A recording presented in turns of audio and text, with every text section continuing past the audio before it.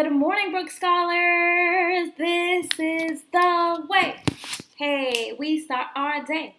Hey, we got the knowledge. Hey, to go to college. Yes, but don't stop there. No, go anywhere. Hey, this is the way. Hey, we start our day. Hey, I said, hey, Brook Scholars, was the party at? Right here in these books. Hey, Brook Scholars, what time is it? It is time to motivate to you. Good morning, Brook Scholars, and welcome to Tuesday Word Study. We're going to get straight into it, and we're going to start with simple subject and simple predicate. And simple predicate. So by now you should know we are setting up our slate a little something like this. Simple subject, a simple predicate. So what is a simple subject? What is a simple predicate? If you said that the simple subject is who or what the sentence is about, I said I gave your brain a kiss. Mwah. Good job. And a simple subject is also the noun, a noun. What is a simple predicate? Simple predicate is the verb that is happening in the sentence. And it could be an action verb, and sometimes it could be a being verb. But for now, simple predicate, we've just been working on action verbs. So you're thinking about that action. And the rule we've been following is that the first thing you can do is find the verb in the sentence. What's the action happening in the sentence? And then you can figure out who or what the sentence is about. So today's sentence I'm going to read twice. You are going to read it the third time, and then you are going to figure out what the simple subject and the simple predicate is. Today's sentence is, Jabari and Grace went to a historically black college, HBCU. Jabari and Grace went to a historically black college, HBCU. So HBCU is just the acronym, so the abbreviation, the H in historically, the B in black, and the C in college, U for university. So again, what is the action that's happening? And who or what is doing that action?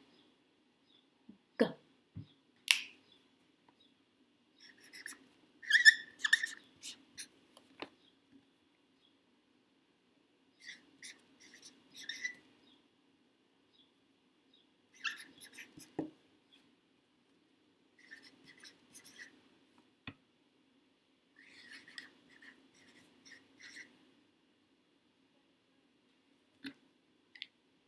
Alrighty, friends, I have figured out the action, and then I have figured out who or what is doing that action. So, if you're not done, it is okay. Take your time, pause the video, and when you press play, we can go over it together. If you said that the action is went, I said I gave your brain a kiss. Mwah. So when someone went, they're talking about the past tense of going. So the action is that they went. Who or what went? Jabari and Grace. Now, this is the first time we're seeing two nouns as a simple subject. But in this sentence, both of them are the nouns that are doing this action. So they went. And who went? Jabari and Grace. So if you only wrote Jabari or if you only wrote Grace, now you know that you can, in some sentences, you can sometimes have a simple subject that can involve more than one thing. Alrighty, friends. Next up, we have more grammar. And today we're going to focus on nouns in the passage. So what is a noun?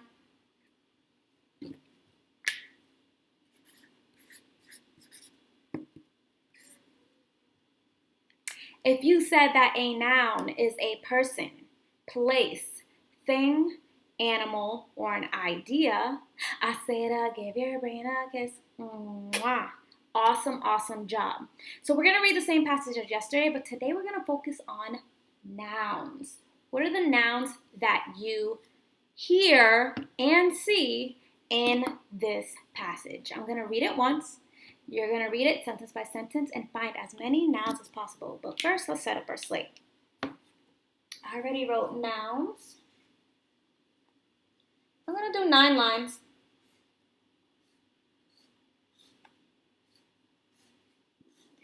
And remember, you're going to be looking for or listening for people, places, things, animals, or ideas.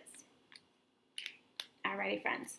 The passage goes as follows. People all across the city celebrate diversity of all cultures and races.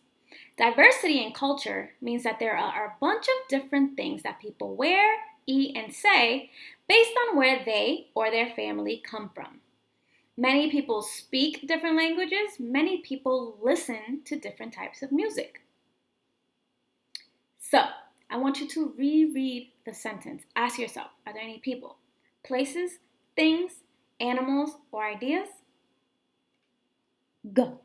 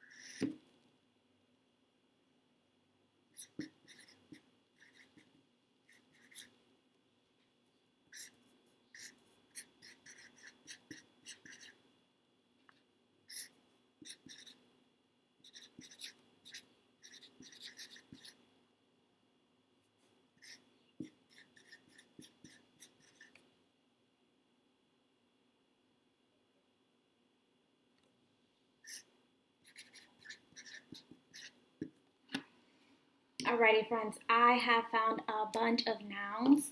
If you are still working on it, by all means, press pause, and when you press play, we can go over it together. So, I found 3, 6, 9, 12, 13, 14 nouns. And I don't even think I wrote all of them down. I wrote the ones that are a little more obvious or a little more easier to find. So let's go sentence by sentence.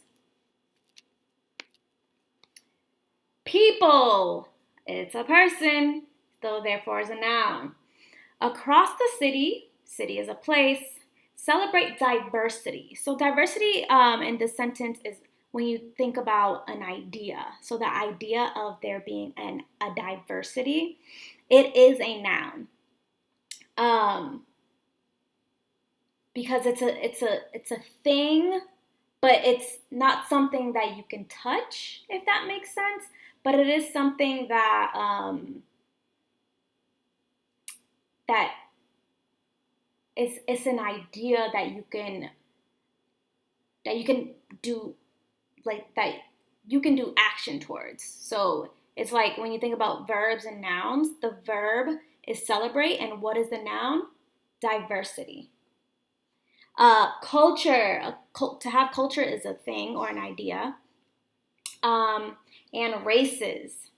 Who we are as people, this could be described as an idea of people. Diversity, again, in culture, again, means that there are a bunch of different things. It's a person, place, thing, and right here it says thing, so therefore it is a noun.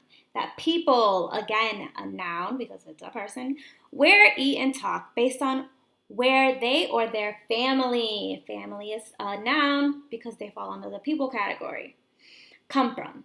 Many people, again, speak different languages. Again, a noun is a person, place, thing, animal, or an idea. In this case, the idea that we're talking about is languages.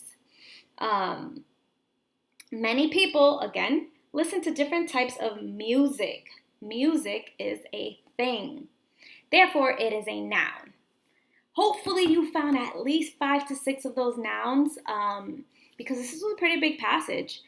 Next up, we have dictation. I'm going to read the sentence twice. You are going to read it the third time, or you're going to say it the third time with me. Then you're going to write it down, and you're going to be thinking about those writing habits as you're writing down your sentence. Please don't forget them, friends. We've been going over them all year. Really be intentional about your writing. Ask yourself, what do I start with? What do I end with? What happens if a word is tricky? Are one of these a proper noun? Let's think about it, okay? All right. The sentence for you today is, who would you vote for if you were a grown-up?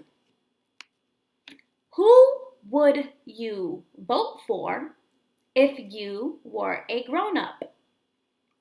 All together, who would you vote for if you were a grown-up?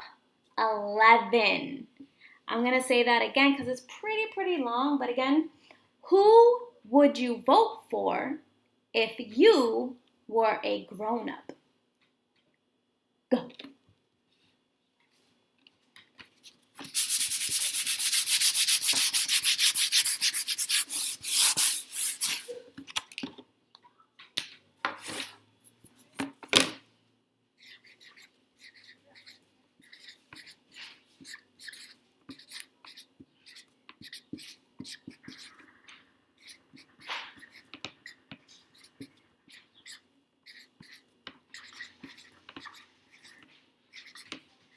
Grown.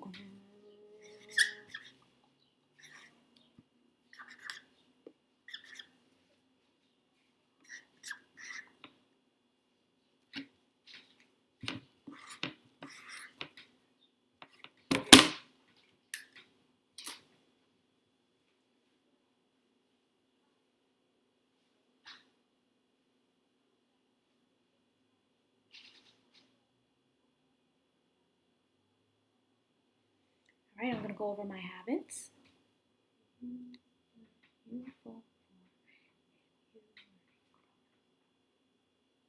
All right, friends, I am all done. If you are done, if you are not done, I should say pause the video, and when you're done, we can go over it together. So,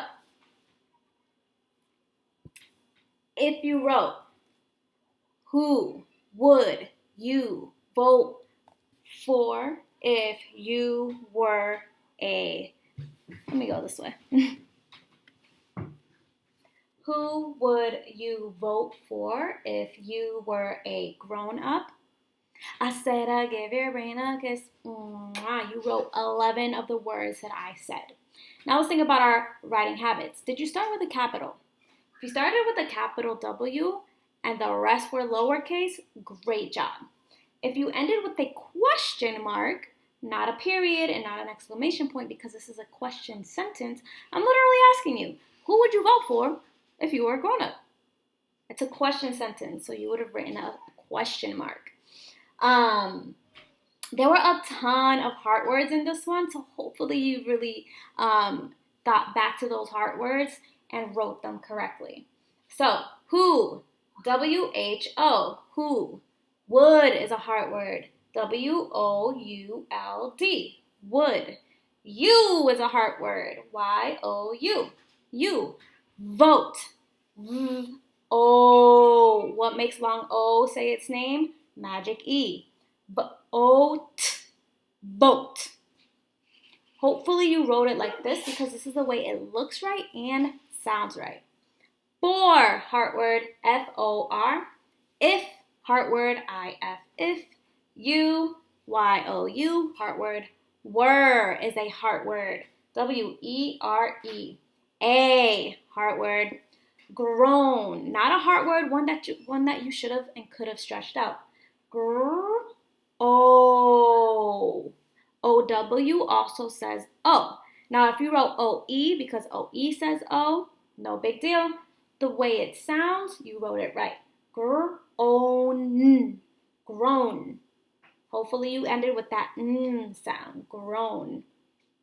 Up is a hard word. U-P, up. So I'm sure you guys did an amazing job on this, and I want you to keep up that same energy.